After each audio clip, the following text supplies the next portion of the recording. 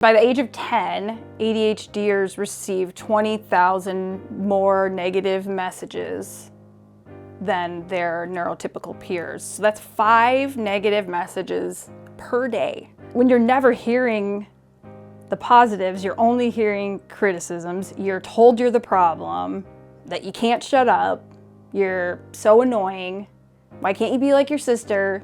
It becomes internalized. Your self-esteem lowers. You feel like you don't have support, you can't go to anyone. You feel like you're not wanted. I genuinely felt like they don't even want me around.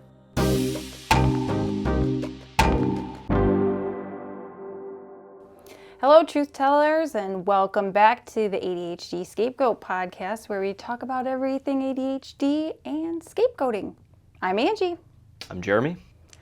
And today we're going to discuss number 4 from my list of why you were chosen as the scapegoat, and that is you are not easy to control. Amen. If you haven't listened to episode 1, you're the truth teller. Episode 2, you're a highly sensitive person. Or episode 3, you are curious. Go back and listen to them before or after you listen to this one. So this is going to be part 4 of that 5-part series. So, not easy to control. I've always had like a strong moral compass, like wanting to do the right thing, kind of expecting others to do the same, and just like that's how life works. Like I stuck up for others as well as myself when I felt there's like a wrongdoing. In the ADHD world, we refer to that as justice sensitivity. And justice sensitivity causes ADHDers to perceive unfairness or injustices in the world not only more frequently than our neurotypical peers, but we feel it more acutely. We're very intuitive, which leads us to ask questions or dig deeper to see if these perceptions are actually the reality, which we talked about in the last episode about being curious. And we also get it wrong sometimes. And like after getting a little more information, we're able to understand what was going on. So that takes a little self-reflection, which we also talked about. Like, what is this teaching me? What led me down that path? What made me ask those questions? And what really is going on? And ADHDers are also not motivated by threats, punishments, or criticisms. So there's been a ton of studies done around this, but like because of the time blindness part of the ADHD brain, it's like either now or not now. And there's also the idea of our interest-based nervous system being, something can feel like it's taking hours because we don't like it, we're not enjoying it. So we don't have really an idea of how much time that's taking. It's just what it feels like to us.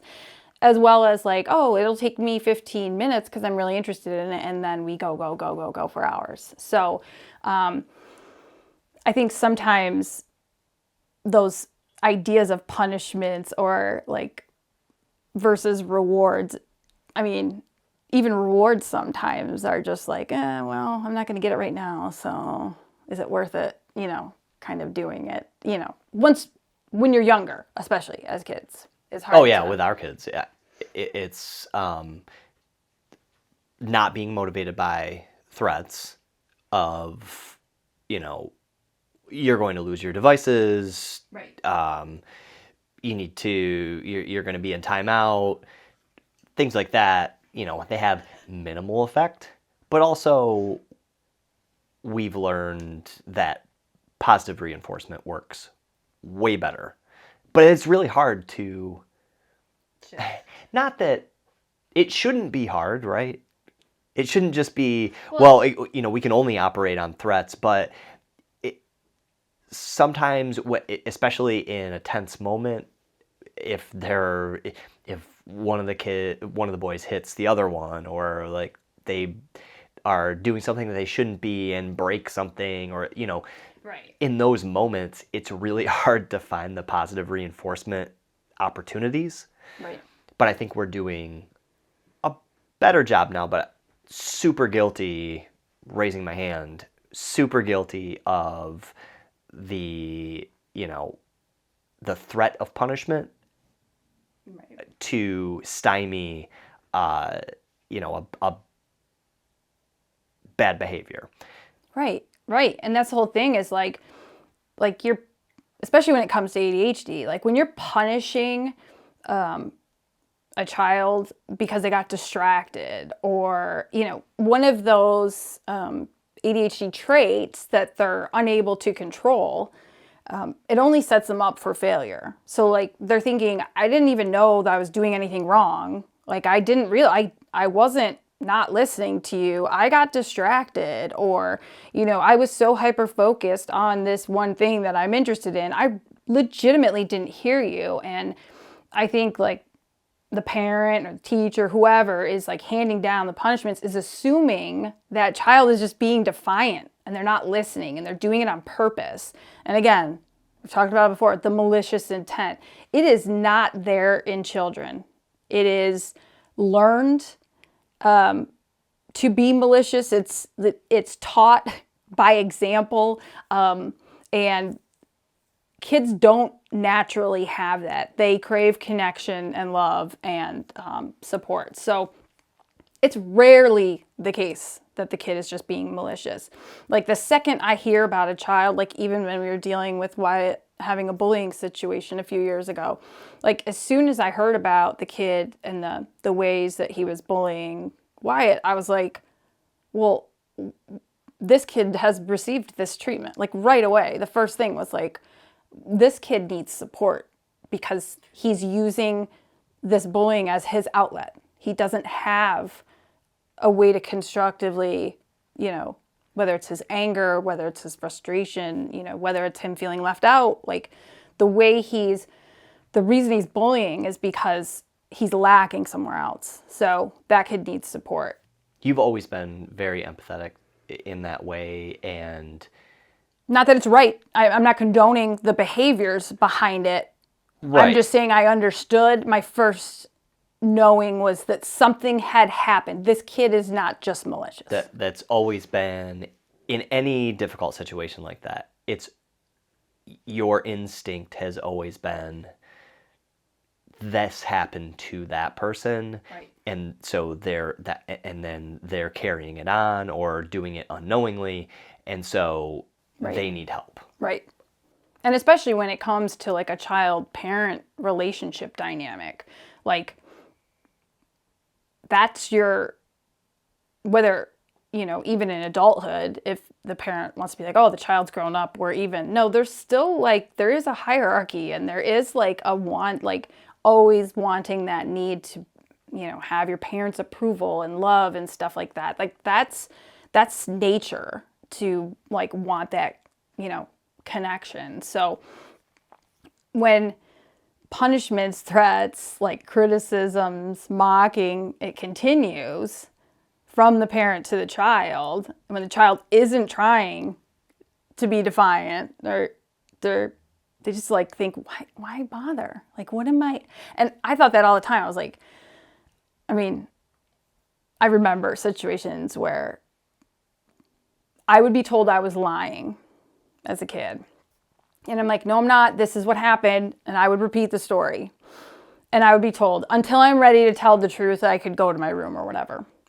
And I remember my older sister being like, just tell them that you did it so that you won't be grounded. I was like, oh, I'm still going to be grounded. And P.S., we're never allowed to do anything anyway. So being grounded is just pretty normal. But it was like, no, I'm not going to do that because it's not right. I'm not going to admit that I did something I didn't do because he wants to paint this picture, or, my older brother told them that I did this when actually he did it. Whatever the reason was, I was like, nope, not doing it. And I know like where my sister was coming from to like protect, but there's also the flip side of that. It's not just like the punishments, the threats. They're also not looking when they're in that mode to threaten, criticize, mock, bully you, that, negative, especially when they think you're being a malicious child. They're taking that viewpoint into everything. So they're not seeing positive things, and they're absolutely not pointing out anything positive you're doing. So they're casting, as the ADHD scapegoat, they're casting all the negativity onto you. And so you never hear the positive things you're doing, and you're just blamed. And then on top of that, they blame you for being negative. They blame you for speaking out on the actual things that are happening to you that are wrong, and saying, I'm telling the truth and I'm told I'm not. So, where do I go from here? And there were definitely times like that I lied to just because I was exhausted, and I would just be like, whatever, just I can't. I was worn down. There were moments where I was worn down, whatever the case was. And so they tell you you're negative. They tell you like you're complaining, the whole Angie whiner thing from the first episode. Like that legitimately was like, I was whining because I was speaking out against harm that if it were done to them, that whole double standard, they can treat you like that. But if you gave anything, even like a snippet back to them, like there was hell to pay, but when you're never hearing the positives, you're only hearing criticisms. You're told you're the problem, that you can't shut up. You're so annoying. Why can't you be like your sister? Happened a lot. And like it becomes internalized. Like your self-esteem lowers. You feel like you don't have support. You can't go to anyone. And you feel like you're not wanted. Like I genuinely felt like they don't even want me around. And in order for ADHD children to overcome these struggles with like their differently wired brains, they need to feel seen and heard and believed and unconditionally loved. They're supported by not avoiding problems and ignoring them, but by walking through them together, which we practice with our kids all the time. So like, we're not ever saying like, and I never expected my parents to be like, oh, struggles are never going to happen. Like everything's going to go perfectly. But just to say like, hey, this might happen and I'm here for you. And it's not going to be easy. And we'll walk through it together. And even if it's an unexpected problem or an issue, say, hey, yeah, I know this is hard, but I'm here for you and let's talk about it. Or if you want to talk, when you're ready to talk about it, whatever the case may be. But just letting them know, like, we're not ignoring the problems. We're not pretending they're not there. We're not, pretending that there aren't struggles. We have struggles. Other people may not struggle with those same things, but they're struggling with something, right? So anyway, I think as ADHDers, once we do have that support, if we continually don't have support, there are chances of the ADHD are going into a negative space and like fully internalizing and, deep depression. What was the stat that you shared? You just did a live session at St. Bonaventure, and you shared that stat about how many more negative. Yeah, ADHD, by the age of 10, ADHDers receive 20,000 more negative messages than their neurotypical peers. So that's 5 negative messages per day. So, like that for 40 years, it's pretty ridiculous to like, if you don't have support to like get the strength to wake up every day and advocate for yourself, if you don't have any supports, right? So like we definitely tend to be more compassionate towards others and be really hard on ourselves because we have to push through, like we feel like we need to dig deep to find that strength. Once you have some support, you get like this, it's like a huge weight lifted. It's probably an adrenaline rush, right? Yeah, Like, oh my God, someone finally gets it. Yeah, and it's like a bit of relief, and then pretty soon after, following those thoughts, there's a bit of anger where I never had that support. And especially like us with our kids now, like I could never treat my kids the way I was treated. And it also shows me how easy it is like to love them. And I just like the things that were done to me, I wouldn't even say to like someone ever, let alone my kids. Like, it's so harmful. So, but like, that's the thing. Like, even if we didn't have support and we're just advocating for ourselves, like, I think there's sometimes the thought of like, oh, they're sticking their nose into this person's business or whatever. And, like sticking up for others isn't something that like comes easily. It's just like, especially when we know those attacks are coming, but like we do it anyway because it's the right thing to do. And it's like, if you see that happening, there's almost like this, especially like when it's been done to you, like when you see it happening, you like picture, I picture my 5th grade self or whatever, there's moments where it's like, oh my gosh, I can see like almost like a flashback of how I felt in that moment. And so no, it's not easy. And yes, there's going to be attacks, and you're going to be, called out for whatever, but that just doesn't get in the way. Because you'll also be recognized as a great friend. I mean, Wyatt, just recently, as an example, his teacher called us after school one day because some kids were picking on one of his classmates because he had marker on his face. And while the teacher was talking to the other students, Wyatt had gotten a paper towel, wet it, wrung it out, and was helping him wipe marker off of his face just because of that, that injustice of those kids are making fun of a classmate who's a friend for what? Because of something he didn't even, it's not like he put marker on his face on purpose, but well, and even if he did, who cares? Yeah, exactly. Yeah, but you're right. Like, it's like, not once was his instinct to join in with the mocking or the mimicking. His instinct was to get up and help him.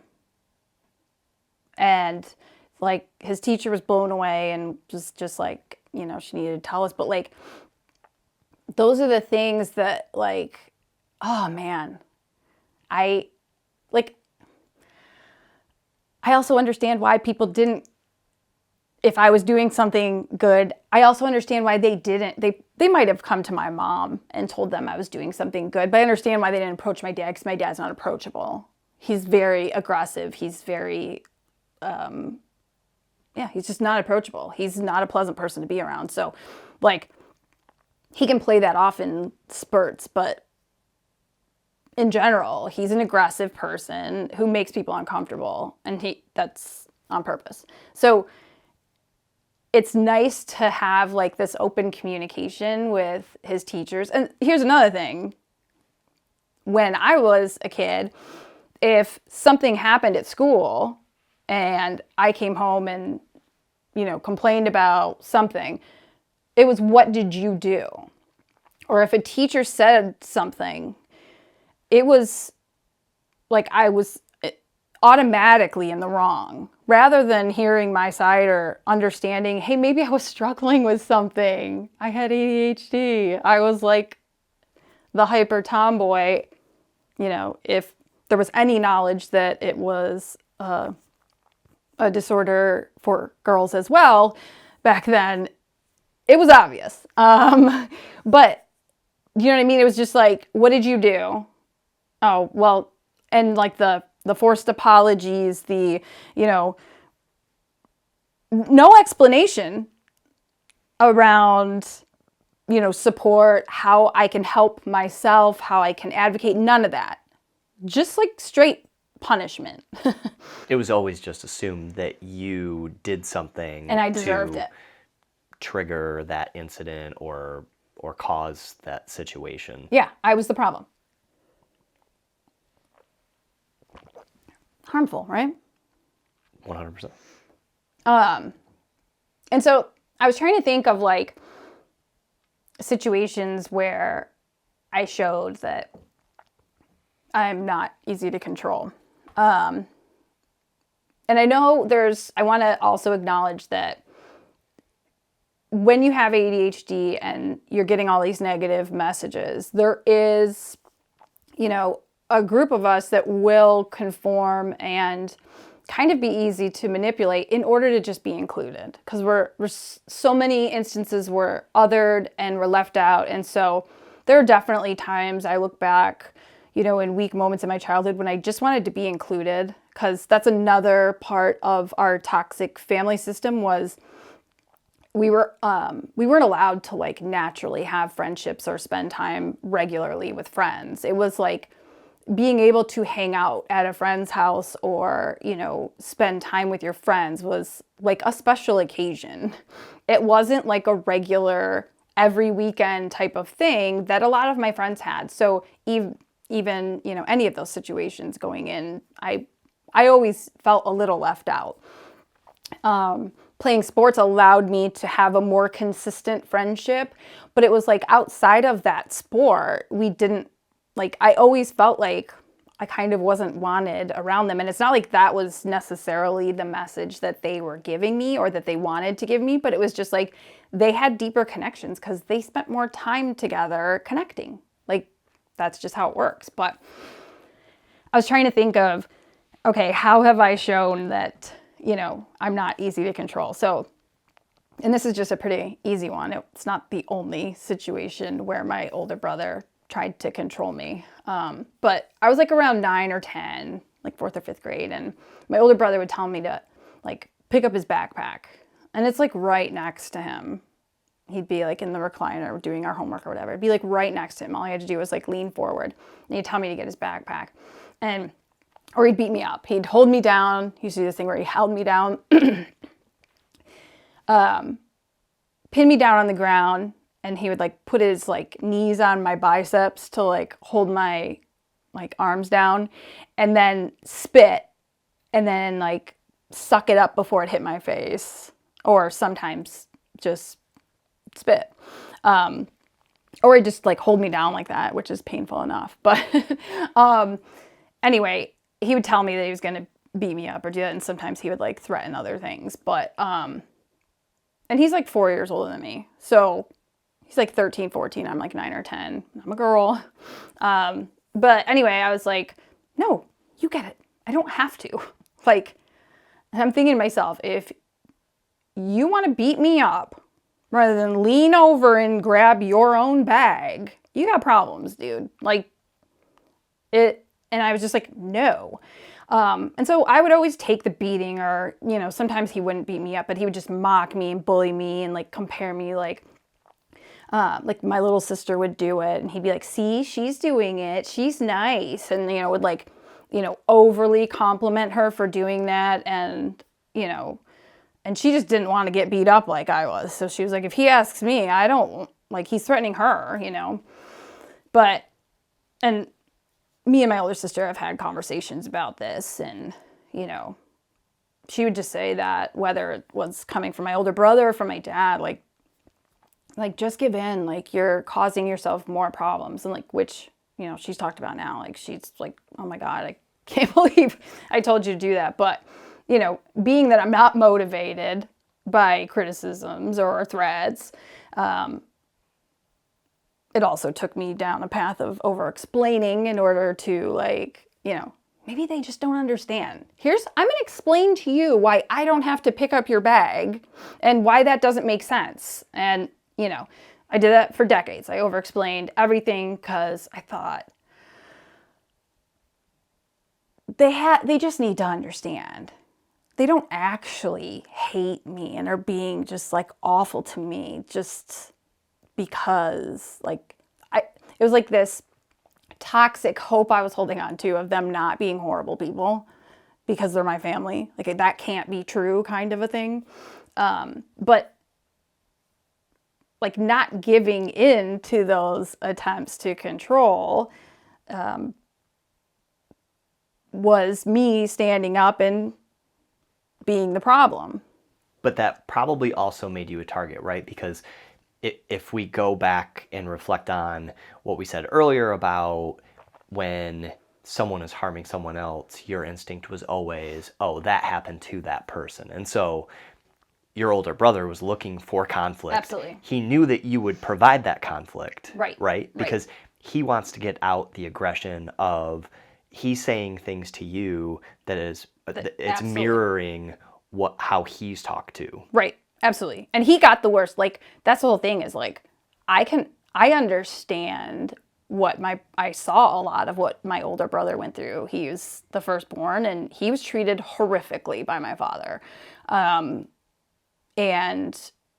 there were times where I tried to jump in and help him. And I even have a memory of like, I don't remember exactly what happened, but my dad beat him. And I don't know if I shut down in that moment. I haven't explored that. I haven't done EMDR or anything yet. But in sharing stories with my older sister, I do know what happened now. But I kind of blocked that part out. But I do remember being like so emotionally hurt for him and knew it wasn't okay. And I went to his room after and I knocked on his door and asked him if he was okay. And he slammed the door in my face and told me to leave him alone and was like awful to me. And I was just like, okay, like I'm trying to help, But that's the whole thing is like, I can understand today, things that my brother did. Again, I said all 5 of us were harmed by this behavior in some way. And the reason why my brother did that was for self-protection. And it's all he knew. It was all he was taught was this person is smaller than you, has less power than you, you can push them around, or this person's going to cause problems for you because I would tell on him when he was babysitting all of us. I would tell on him when he was doing things he wasn't supposed to do and he was being awful to us. I would tell. And so it got to the point where my older sister started being able to babysit us instead of him, which just fueled his rage because, now which I know, again, my dad did that to put her on a pedestal to make him feel bad about himself. Like, it's wrong, right? Like, talk to the kid about what he's doing while babysitting, what the responsibilities are. And trust me, we were too young to do the things that we were responsible for as well. That's also part of the toxicity. But I can understand why he treated me that way then. So as an adult, going to him in these situations where he's still treating me like that and still I was like, we're grown up. I can go talk to him about this. I can reach out to him, which I said in an earlier episode, but he cares and we're adults and maybe he understands more now and he's still acting like that. And he's even causing more harm instead of looking at hey, this was done to me and I didn't like it. And where is this anger, which there's a healthy anger in there. He should be angry about the way he was treated. Healthy anger is good, but turning your your I don't know how to say it, I guess. Like your anger for the harm that was done to you, turning that on and harming other people, it only causes him more pain. It only, like, he has to live with the shame of that. And the reason he has shame is because he's doing things that he knows are wrong, right? Like, you don't carry shame when you're living authentically to your, morals and values. When you're not doing that, you have shame and you just project it onto other people. So yeah, it's really sad to see, he could have taken a different path. But again, I also see that from my father, like my dad. He's like, I know he was harmed as a kid. I know he was told he was a piece of shit. Like, I don't know everything because, again, can't tell you anything because then you'll have information. But from, talks I've had and things I've learned over the years, I know he was treated poorly. And he chose to, be a teeny less harmful than his father. But, like, still very harmful, and not, like, looking at what the harm that was done to him, how it impacted him. It's just the, like, oh, you're an adult now, deal with it, stop blaming your parents type of attitude, where it's like, no. Yes, there is blame and there is accountability around the way that I was treated.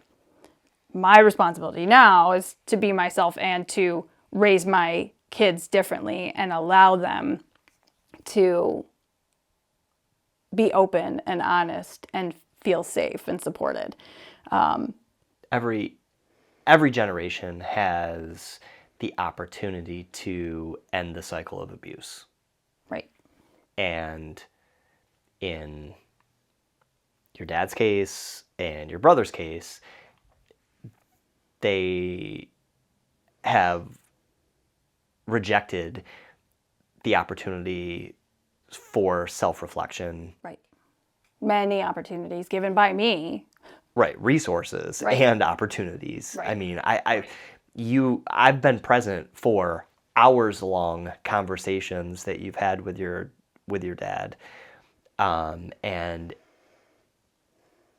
I don't know. It seems like if anytime there's any hint of a breakthrough, right, and potential for progress to be made, it always seems like there's a break when after that conversation happens.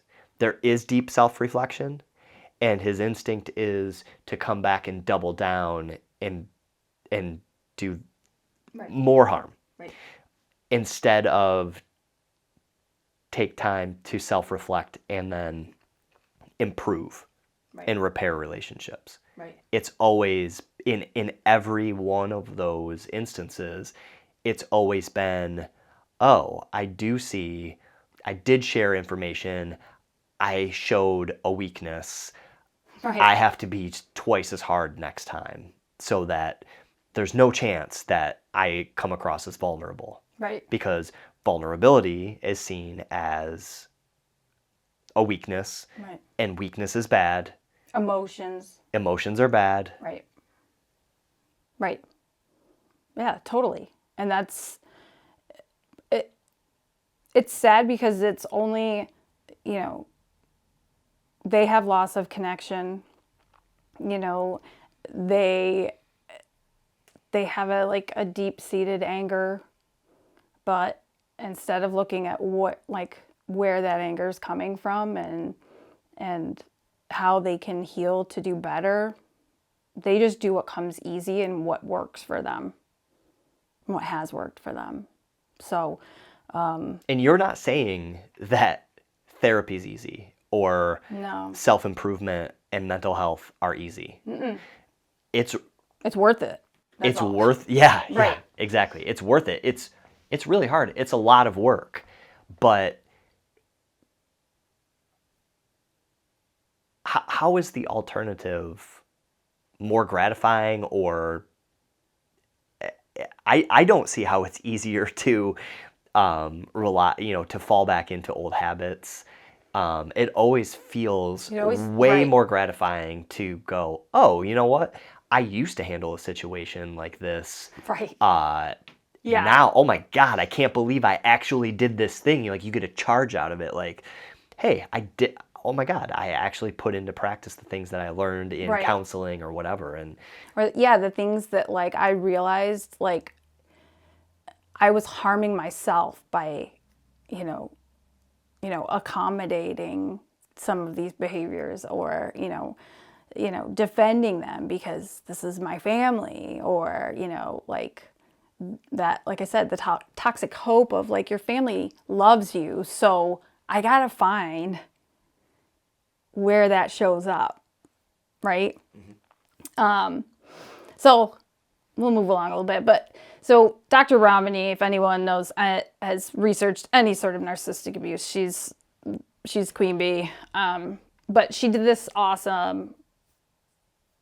She does YouTube videos like every day, but it's what do narcissists do to truth tellers. She has this whole video, and so she talks about the narcissistic family roles. And I pulled a couple of things because I had journaled about this back, gosh, a while ago. But I journaled a couple of things and, went through it again before we started filming here. And so she talks about like the child who sees the family dynamics with clarity, they know something's not right. Even as a child, they may not have the vocabulary yet, but they will witness triangulation. They will witness enabling, gaslighting, codependency, trauma bonding, all of it. And they know it's all wrong. They see it happening and they're like, that's wrong. Like, especially with triangulation, it's like, no, I see that, like, you're trying to pit me against my sister and, like, make us hate each other, and I didn't do that. And I'm like, what? So it's confusing because the narcissistic behavior doesn't make sense when you're not doing it. Like, it will never be your automatic train of thought, but just understanding it makes you able to see it. So you're never going to like understand the impulse to do those things, but you'll be aware of how it will show up and know how to just to see it clearly. But she talks about how the scapegoated children have these rich imaginations that take them into a fantasy of being rescued from this family and escaping dysfunction. And for me, I loved the movie Annie. And I know she's an orphan, but I imagined being adopted by Oliver Warbucks. Like, I wanted someone to come and tell me that I didn't deserve my life, that my love would be reciprocated, and there would be like a genuine connection, and all these, like, I get to go to the movies, and I get to, like, oh my gosh, I'd get to like have a fireworks and a circus in my backyard. Like, yes, it was like over the top, but it was like, it was like, oh yeah, I don't belong here. Like, this feels wrong. And then I also, like, as I got older, I had this like lifelong dream of being an actress. So like after college, I left for California. Like, I felt like acting came natural to me, or like I wanted to play pretend and like be someone else. Because it was so hard being me. And like, I would play pretend, and usually my little sister would like go along with whatever pretend thing I wanted. Like, okay, I'm going to be the teacher, you be the student, I'm going to be the mom, you're going to be the kid. And, we just always played. And like, oh, I'm going to be a famous singer. And, we would, oh my gosh, we played a lot of, what was it called?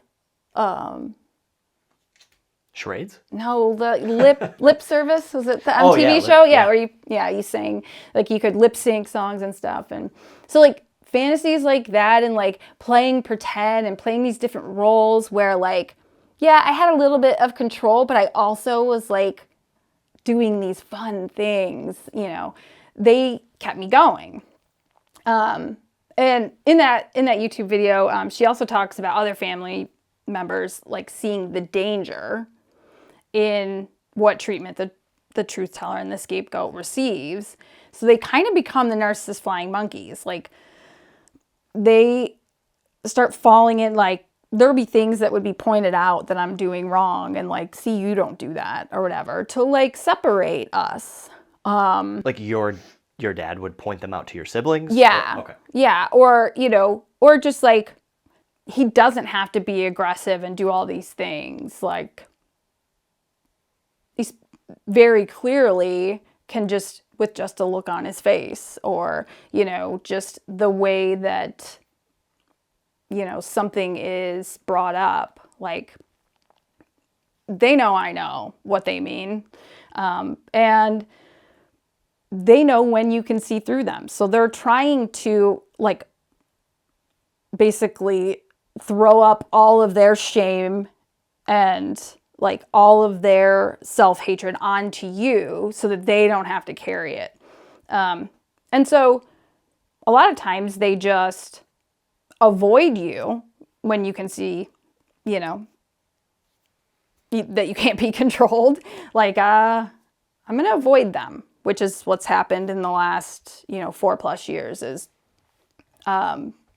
here's all the things that Angie's doing, and here's, you know, we're not even going to ask her side of the story, but they're going to spout off my intentions, you know, what I did, what I didn't do, you know, everything that I'm doing wrong, with not ever asking me what I actually did or, you know, what happened.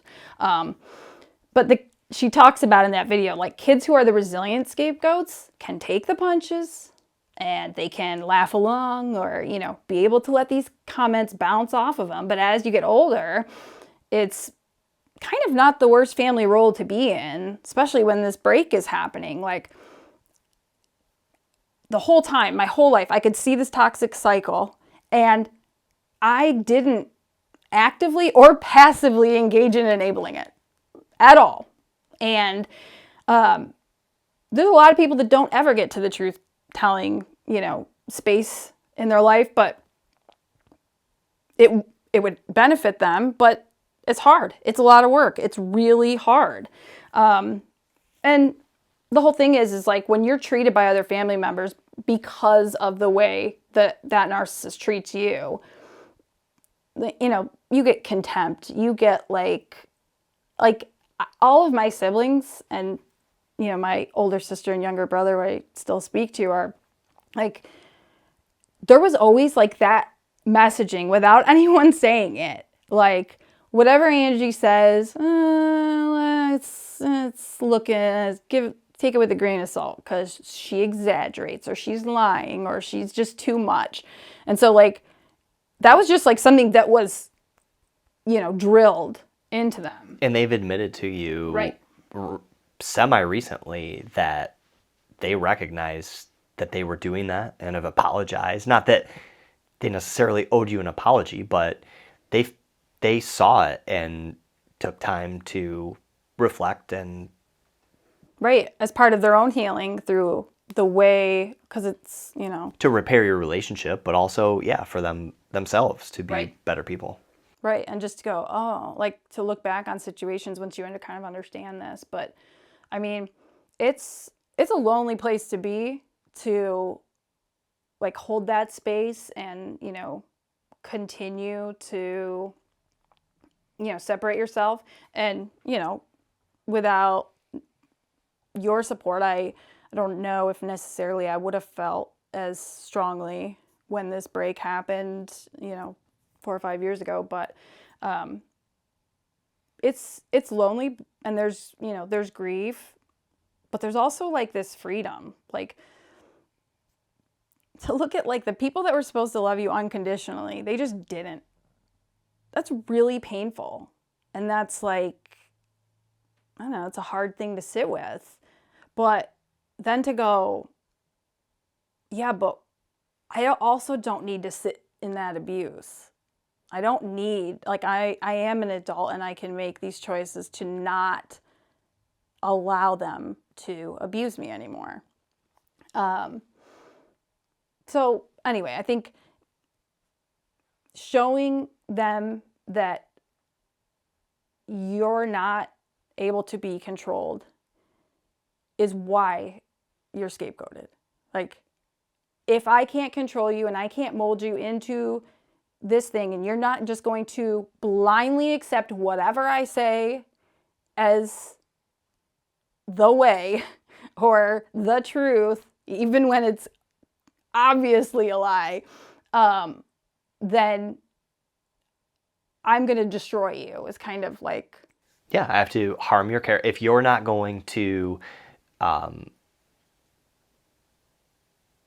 break, or if you're going to call me on my BS, Right. then I have to dismantle your character so that no one else believes it. Right. And sees me as a fraud. Right. They need to see you as the fraud. They need to see you as the abuser. They need to see you as the manipulator.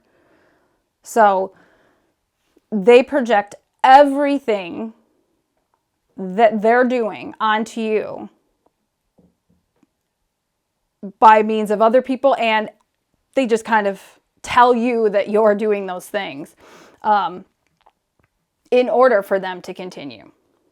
So we want to leave you with this. Again, pause and think. What is in your control and what is not in your control? So when you're able to self-reflect and ask yourself these questions, you will more clearly be able to see when someone else is trying to control you. And then you can make the choice about what you're seeing. So these are just some of the examples of things that are in your control. In my control are my actions and responses. Not in my control, what others say or do. In my control are my boundaries. Not in my control, how others respond to my boundaries. In my control, what I focus on daily. Not in my control, the past. So let me tell you, it is a different kind of lonely, but it's the best kind of lonely to not allow toxic people to control you. Till next time, truth tellers.